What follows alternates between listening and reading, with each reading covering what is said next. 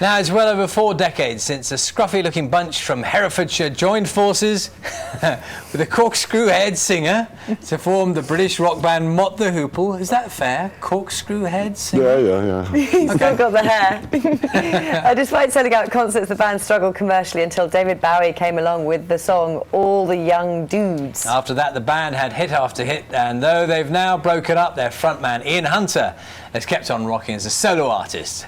Ian's here, as you see him. Very good morning to you. Good morning. Nice to see you here. We're going to have a look back at some of the early days. Do you mind? No, not at all. On we go. Baby, if you just say you care, follow you most anywhere. Roll away the stone, roll away the stone. Everybody hail, jump shot, crazy, screaming for the face at the window. Jeep for the genius, dresses for the dreamers, fighting for a place in the front row. Oh, hey, my brother's back at home, these Beatles and these Stones. We never got it out on that revolution stuff. What a drag. Too many snags. I drunk a lot of wine, I'm feeling fine. I got a race some cat today. It's that can't be all around. I was in my head. I'm gonna have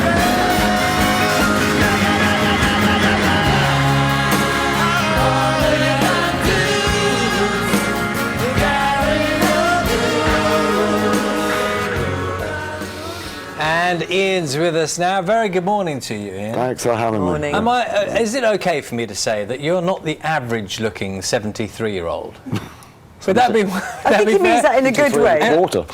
73 and a quarter, is it? It's a rock and roll 73-year-old look. Well, my daughter says, just because you're that age, you don't have to go and dress in flat caps and tweed jackets, Or have the hair cut, for example. Well, the haircut, Susie Ronson cuts my hair, and I haven't seen Susie in about a year.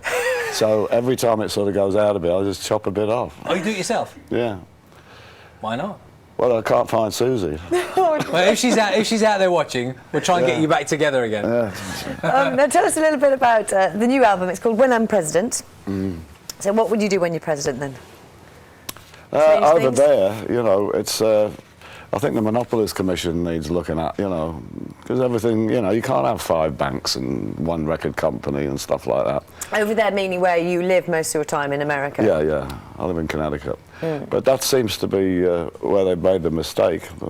With corporate, it's just squeezed it to the point where, like with record people, they would like to have 2 records on the radio. So then... Yes. Either pick one or pick the other. There should be 5,000 records on the radio, So, yeah, I'd go for the Monopolies Commission first. Okay.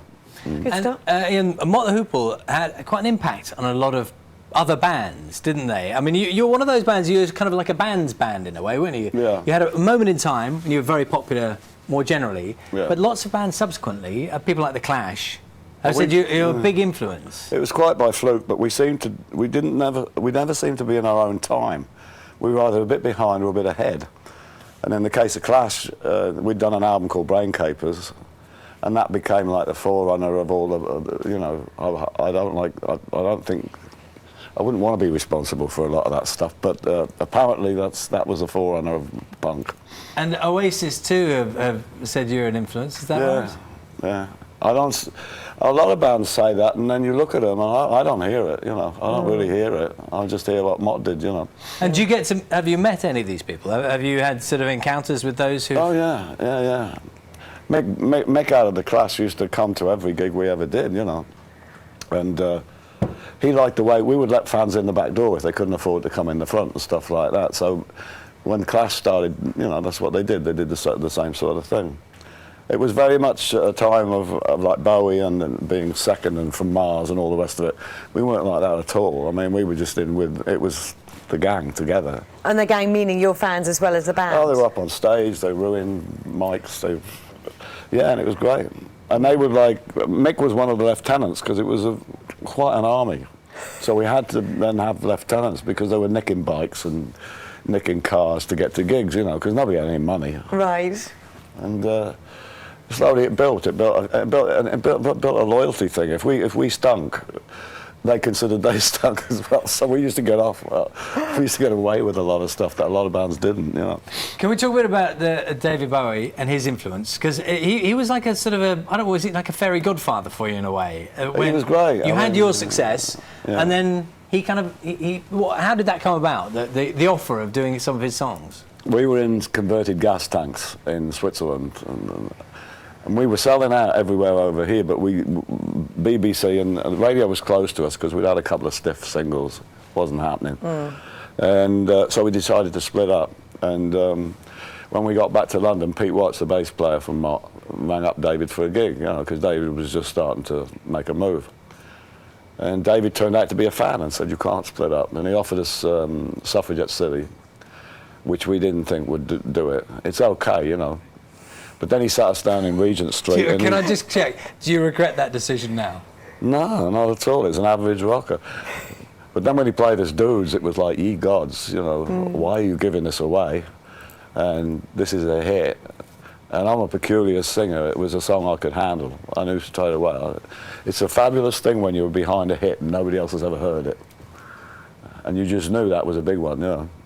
Brilliant. So the new album, it's called When I'm President. That's the single track as well, isn't it? Yeah. When's it? And it's out, I can tell you. Look, it's out now. And the UK tour starts tomorrow.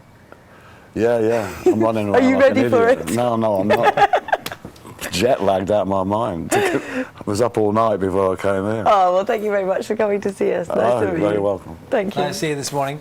Time now is 8:58. The First World War was a conflict unlike any that had come before, becoming known as the war to end all wars. Later today, the Prime Minister will set out plans for commemorating the centenary of its outbreak, which will take place, of course, in 2014. But how should we mark the occasion? Our correspondent Robert Hall is in Belgium at Menin Gate, one of the main memorials, and he joins us now. Morning, Robert.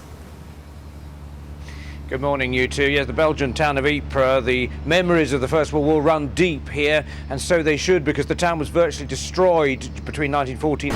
Spurred on by the previous day's failures.